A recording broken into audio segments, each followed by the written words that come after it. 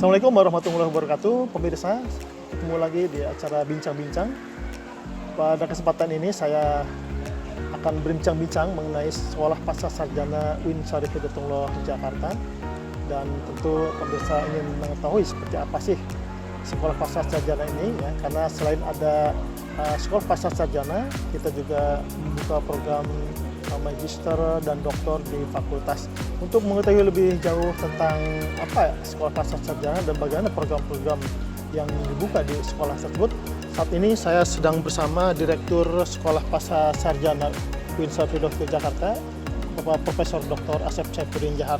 Pak Asep, Sekolah Pasca Sarjana ini apakah agak berbeda dengan sekolah yang magister yang ada di fakultas? Mungkin bisa jelaskan dulu itu. Oke, di UIN ini kan ada dua model dalam konteks graduate studies atau pasca sarjana, yaitu ada di fakultas dan juga ada di sekolah pasca sarjana ini. Yang di fakultas memang diperuntukkan di dalam konteks linearitas, ya, keilmuan, mungkin dari misalnya hukum ekonomi syariah, magister hukum ekonomi syariah, doktor hukum ekonomi syariah. Nah, di sekolah pasca sarjana ini memang kita fokuskan untuk bagaimana pengembangan keilmuan multi, inter, dan transdisiplin di dalam konteks kajian Islam. Fokusnya kan kajian Islam. Lebih komprehensif. Ya, lebih komprehensif. Jadi kajian Islam untuk magister dan doktor. Itu kira-kira poinnya dan fokusnya, kira-kira itu. Ya. Apa saja yang di sini? Ini kan prodinya program pengajian Islam, ya. Nah, apakah memang ada peminatannya seperti itu atau gimana?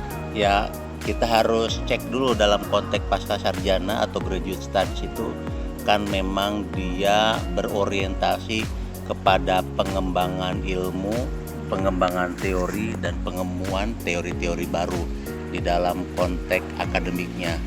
Maka itu pasca sarjana atau sekolah pasca sarjana di sini, di samping tadi magisternya pengkajian Islam, doktornya pengkajian Islam, kita bagaimana mengenalkan dan mengembangkan keislaman dari berbagai perspektif bagi para calon mahasiswa, baik dari berbackground Islamic Studies ataupun non-Islamic Studies.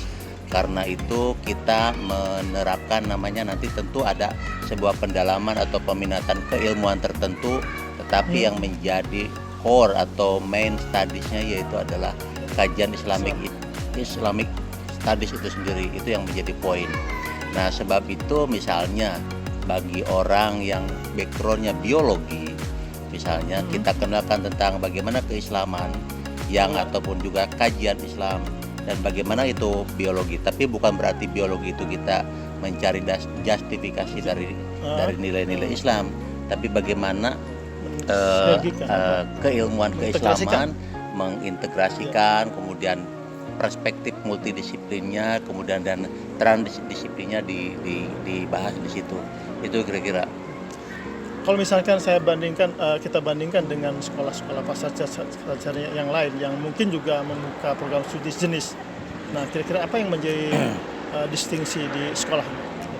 Ya, tentu yang tadi sudah disebutkan, yang menjadi distingsi utama itu kan kajian Islam. Bagi kajian Islam atau pengkajian Islam. Pengkajian Islam itu kan banyak dalam konteks bagaimana dari kajian mengenalkan tentang hadis tafsir, bagaimana mengenalkan tentang hukum Islam, bagaimana mengenalkan pemikiran, bagaimana mengenalkan sejarah kepada masyarakat, bukan dalam konteks normatif atau doktrin, tapi bagaimana dia menjadi bagian dari ajaran dan juga historis, sehingga menjadi bagian dari kehidupan masyarakat.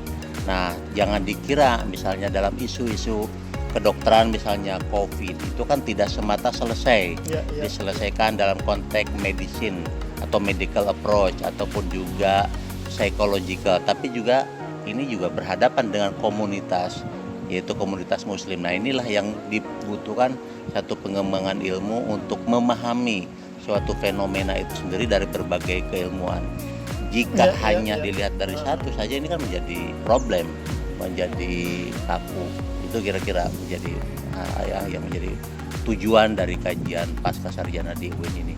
Baik, Prof, saya kira ada juga hal yang menarik ya tentang pasca sarjana ini, yaitu bagaimana kita mengembangkan Islam secara komprehensif, ya, termasuk juga mengembangkan moderasi, ya, inklusivitas, ya, dalam pemahaman keagamaan. Ini seperti apa implementasi ajaran belajar Islam di Paskah? Mungkin bisa jelaskan.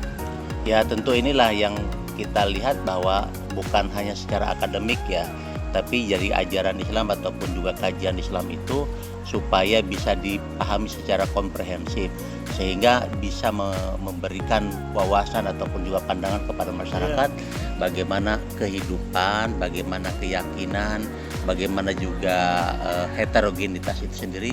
Sehingga inilah yang kita tekankan, Islam yang disebut dengan Islam wasatiyah misalnya salah satunya, kemudian moderasi Islam, sehingga memang menampilkan ataupun juga menonjolkan keislaman Indonesia memang yang bisa didorong lahir dari sekolah pasca sarjana ini, yang sebenarnya ini juga kelanjutan dari Harun ya sebagai pendiri pasca di awal itu, dan pemikiran Harun bagaimana sudah mewarnai kajian-kajian Islam di Indonesia, terutama bagi akademisi dan juga bagi aktivis untuk melihat Islam tidak saja sebatas doktrin, sebatas arsip, sebatas arkaik atau juga sesuatu yang mati gitu kira-kira.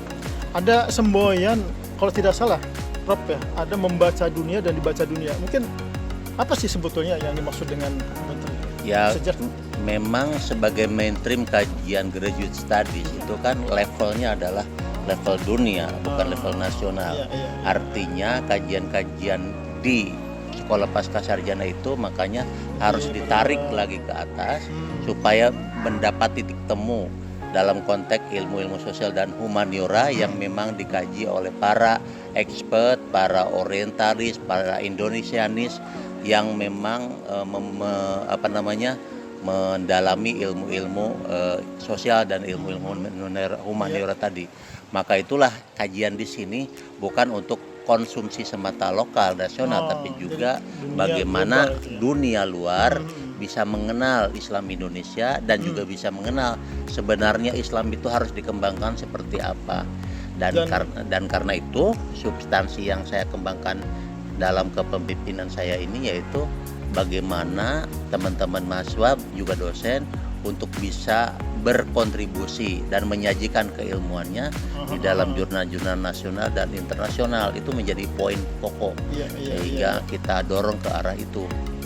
Jadi intinya dengan kata lain, bagaimana pasca ini bisa menjadi referensi pemikiran keislaman yang wasatoyah tadi ya? Ya, betul.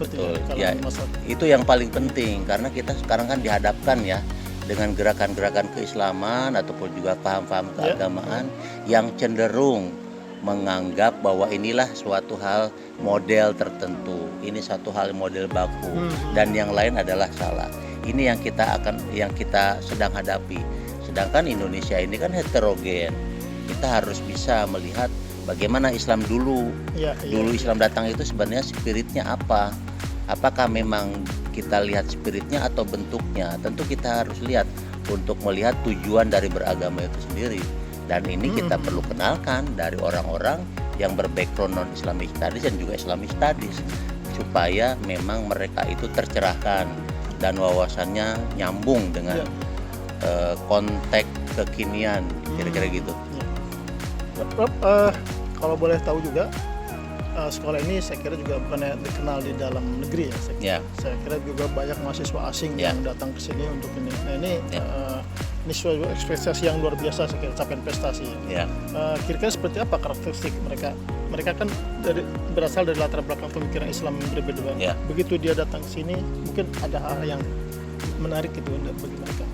Yang sepanjang pengetahuan saya bagi orang luar ya, ataupun bagi orang Timur Tengah, orang Barat, ataupun mereka yang juga tidak begitu mengenal Islam Indonesia, ketika datang ke sini mereka menemukan suatu on the right track gitu ya.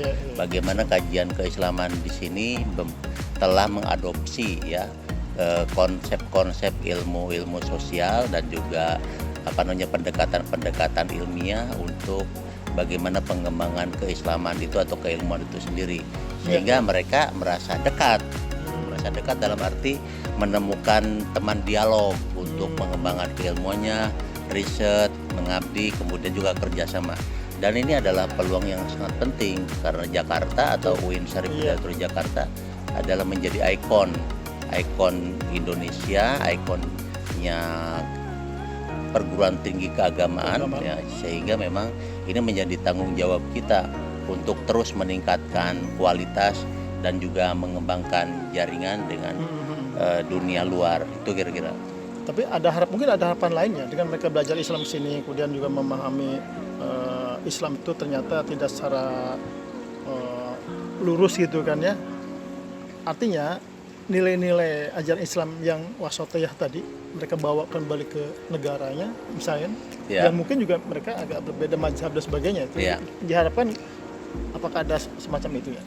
Ya memang ada dua hal ya. Kita juga memberikan pemahaman kepada dunia Barat ya, terutama Indonesia ini satu lain terkait tentang Islam, ya, terkait dengan Islam. Karena di antara mereka juga tidak jarang misunderstanding dengan Islamnya itu sendiri atau Islam Indonesia itu sendiri, sehingga kita mengenalkan Islam yang sebenarnya yang mereka tahu kan lebih mungkin dari wilayah-wilayah lain dengan gambaran teroris atau Timur Tengah yang misalnya dianggap sebagai rigid, kaku dan sebagainya, sehingga kita mengenalkan Islam itu seperti begini yang dipraktekkan di Indonesia itu yang bagi dunia lain. Demikian juga kita mengenalkan ke dunia timur atau dunia Timur Tengah yang mereka sudah terbiasa dengan gaya keislaman yang memang bercirikan seperti itu. Kita juga mengenalkan ini loh Islam yang sudah berinteraksi dengan berbagai macam budaya, kebiasaan dan tradisi di Indonesia ini, dan kita juga tetap berpegang kepada tradisi yang disebut al-muhafadzah al-qadimis sholeh. Kemudian tapi kita beradaptasi wal akhdhu bil jadidil aslah. Inilah konsep yang sudah dikembangkan atau paradigma ini yang memang menarik, dan Indonesia sudah membuktikan itu.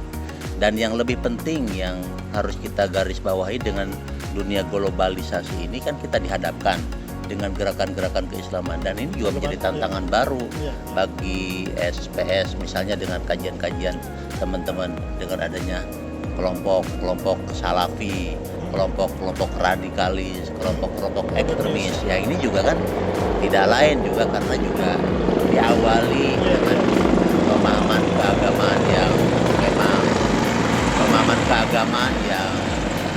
yang sempit. Dan ini menjadi tugas kita di sini. Jadi memang ini menjadi strategis ya. Bagaimana menjelaskan strategis. Islam yang rahmatan lil alamin itu. Betul. Kira-kira itu rahmatan lil alamin yang memang sering kita dengarkan. Namun tentu tantangan kita dengan dunia global, dengan dunia digital ini ada suatu tantangan baru, karena kan orang sekarang bisa melihat atau berguru hanya dengan YouTube, bisa berguru dengan Google. Ini ada plus dan ada minus. Nah, bagaimana kita juga memberikan informasi, mendiseminasikan keilmuan kita, dan ini adalah ada di SPS, arti tanggung jawab kita untuk merespon itu. Baik, Prof. Saya kira luar biasa informasinya tentang SPS ini. Terima kasih.